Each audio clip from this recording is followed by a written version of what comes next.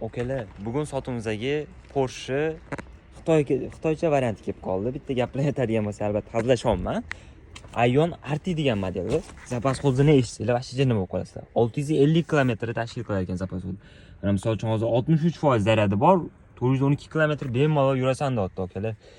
Ionlarga bemalol ishonsanglar bo'ladi. Nimaga deydigan bo'lsak, bu Toyota'ning subbrend hisoblanadi. Polniy ходовой частьlari Toyota'ni nimasi bilan chiqqan совместный bo'lib turib, tak 50 voltgacha maksimalniy поддержка qiladigan беспроводный zaryadkalari bor.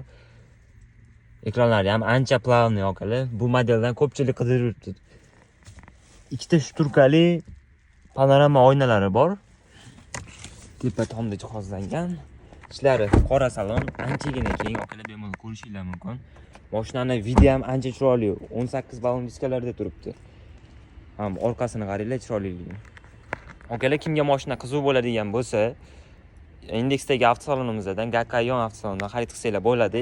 2 yil garantiya qo'shib beriladi mashinaga. Birkasini hozir qo'ydik nechiga. 2025 11-oy okalar, 3 oy oldin chiqqan mashina. Mashinamizda zapas hozir 650 km, Ion RT degan modeli. Bemalol pastki nomerlarga aloqaga chiqsanglar bo'ladi.